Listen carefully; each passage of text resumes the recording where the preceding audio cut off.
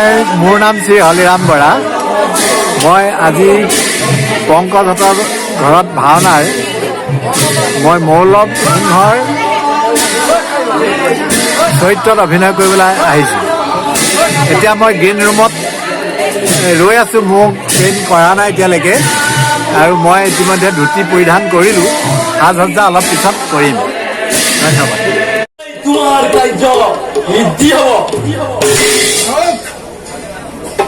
সাধক শংখপাল, মূৰ্খ শংখপাল, তই এবাৰ সাৱধান হ। সিংহাসন অচিৰেই ধ্বংস হব, এই মূৰ্তি হ প্ৰতিজ্ঞা।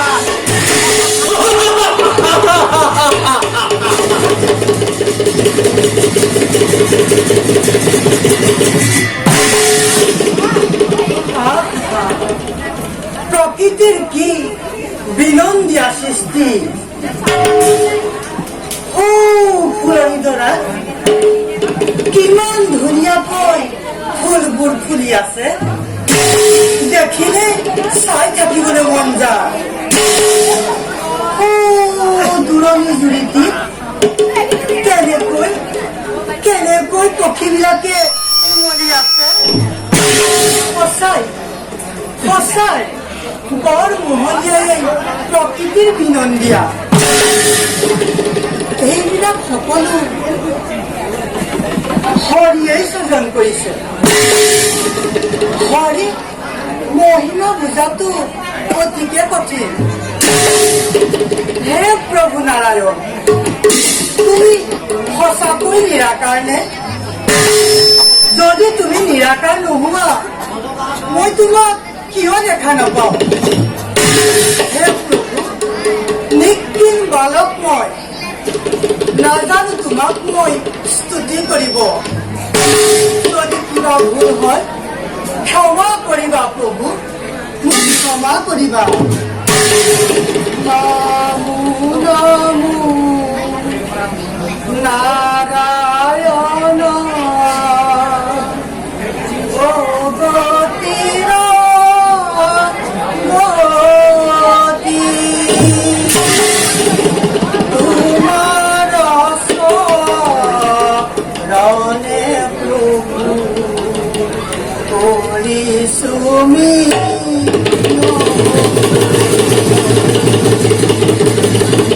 তুমি ব্ৰহ্মা, তুমি বিষ্ণু, তুমি মহেশ্বৰ,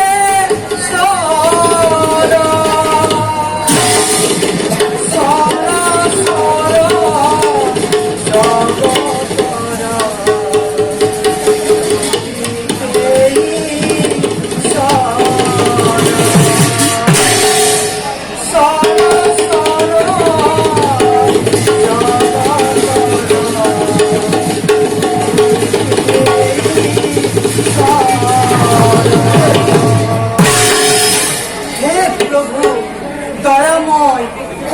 জগতৰ।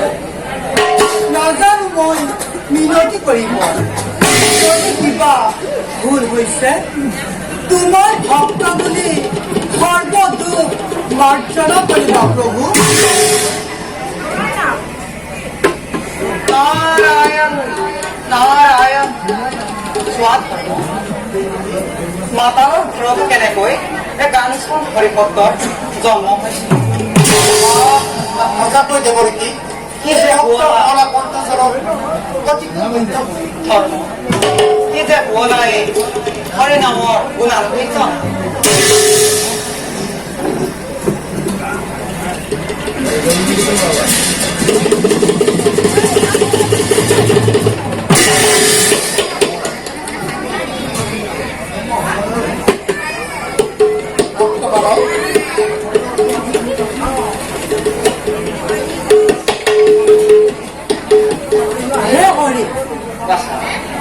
আপোনালোকৰ আগমনত অতিকে আনন্দিত মই। কোন দিশে আহি প্ৰৱেশিলে অধৰ্মৰ মন্দিৰে, দিওঁ মই স্বভক্তিৰে। উঠা বাছা উঠা, তুমি যাক হৃদয়েৰে স্মৰণ কৰিছা তেওঁৰে কিংকৰ আমি দুয়োজন কোন আপোনালোক কোন স্থানে থাকে সত্য পৰিচয় ভক্তমানক তুমি যাৰ নাম লৈছা তেওঁকে তুমি হয় হৰিনাম মই লওঁ কিন্তু হৰি কোন ভগৱান কোন মই নাজানো দয়া কৰি অত্যন্ত মোক ক'বলে সকলো জানি পাবি তুমি যাৰ নাম একান্ত মনে বিদ্যাই ফুৰা তেওঁই ভগৱান হে হৰি মই ভগৱানৰ গুণানুকৰি কীৰ্তন কৰিব নাজানো দয়া কৰি মোক সেই গুণানুকীৰ্তন গাই শুনাবনে আৰু শিকাই দিবনে কওকচোন হৰি মোক শিকাই দিবনে তুমি শুনিবলৈ ইচ্ছা কৰিছা তেতিয়া হয় মই গাইছো শুনা হৰিনাম মোৰ বৰ প্ৰিয় শুনা তেন্তে এ হৰি নামে ও হৰি নামে ও হৰি নামে ও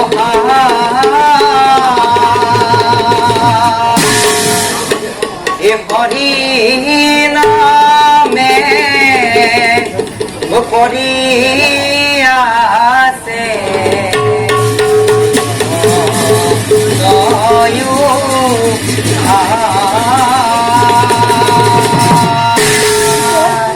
বাসা এতিয়া তুমি কোৱা হৰি নামে হৰি নামে হৰি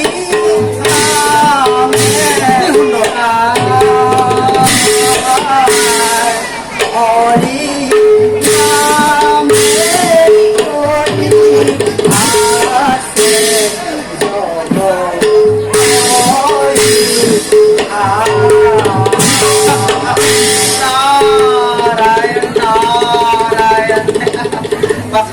অতি সুন্দৰ কৈছে বাচা অতি সুন্দৰ কৈছে হয় হৰিনাম মোৰ বৰ প্ৰিয় হৰিনাম মোৰ গাই থাকিবলৈকে মন যায়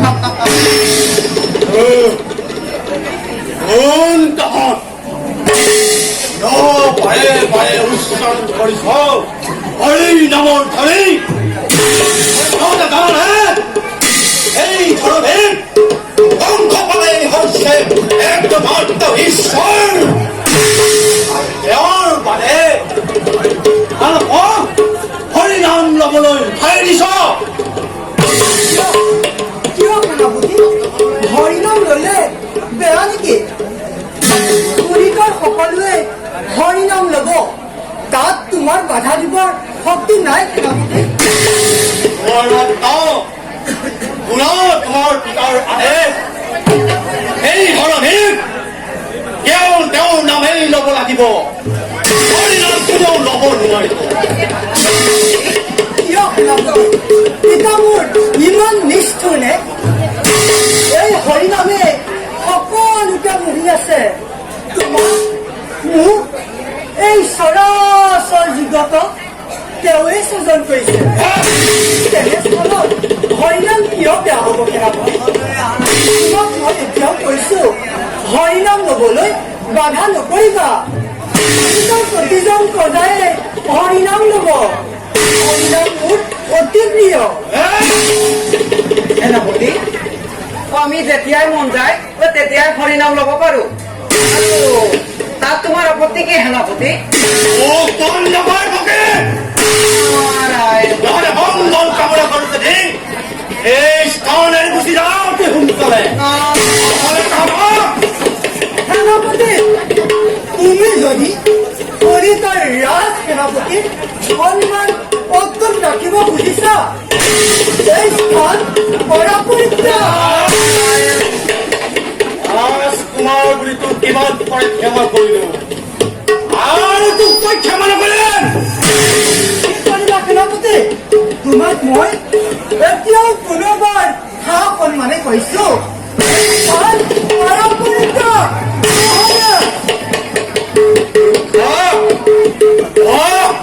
তহঁতক এতিয়াই বন্ধ কৰিছো কোন ক'ত আছা বন্দী কৰি নাপাওঁ বন্দী এতিয়াই বন্দী কৰিম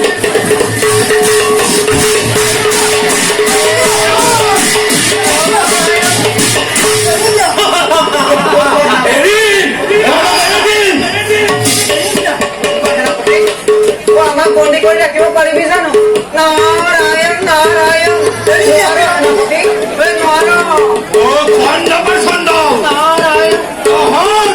মোৰ মন্ত্ৰী তহঁতক আজি মই এনে শাস্তি প্ৰদান কৰিম যি শাস্তি দেখিলে বনৰ পশু পক্ষীও ভয়ত চিঞৰি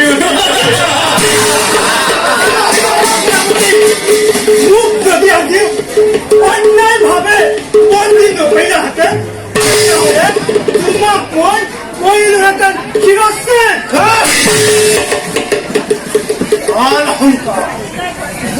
আজি তোক কোনে মূৰ্খ ৰজাৰ পুত্ৰ হৈ পিতৃৰ বাক্য উলংঘন কৰি মই তোৰ মই মতালি কৰিছ হৰিনাম লোৱাৰ আজি পৰিণাম ভোগ কৰিছে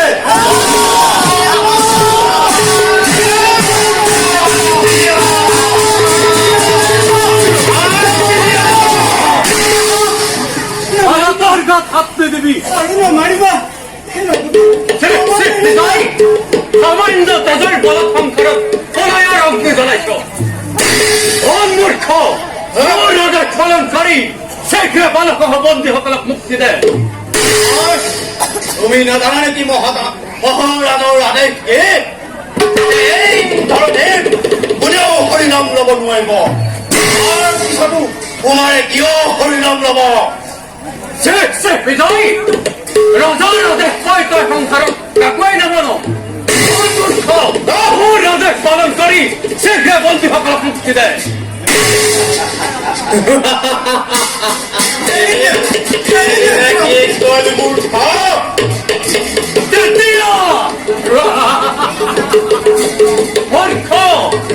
তেতিয়া মই খবৰ অত্যক্ষ তৰৱালে তোক আজি ভিতৰৰ বিদায় দিম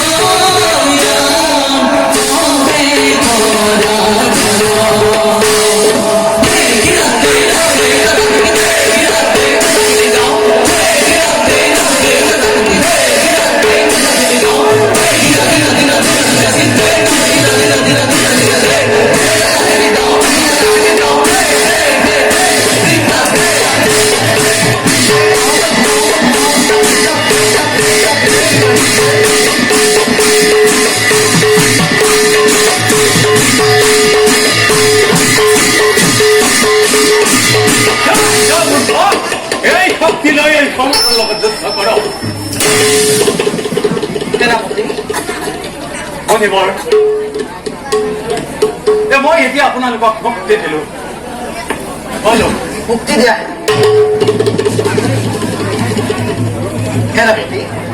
ৰাজকুমাৰৰ ৰক্ষাৰ দায়িত্বভাৰ তোমাৰ ওপৰত অৰ্পণ কৰিলো আৰু মই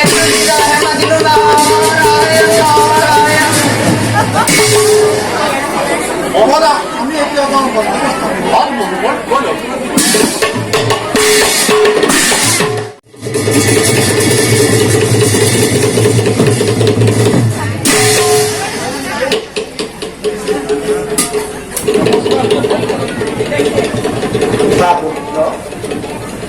উঠাই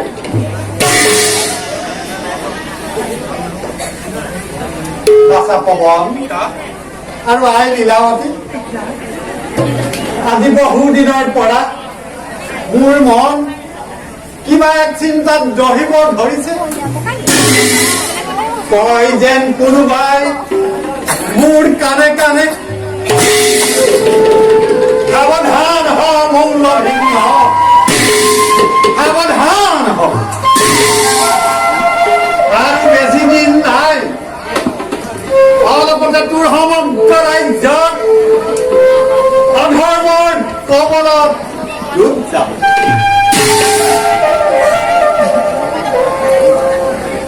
সেয়েহে মোৰ মন অতিকে অস্থিৰ হৈ পৰিছে।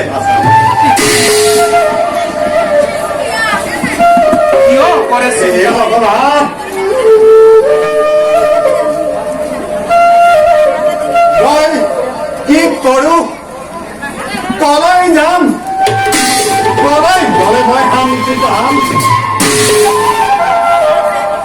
চিন্তাৰ কোনো কাৰণ নাই পিতা, থাকোঁতে জীৱিত পুত্ৰ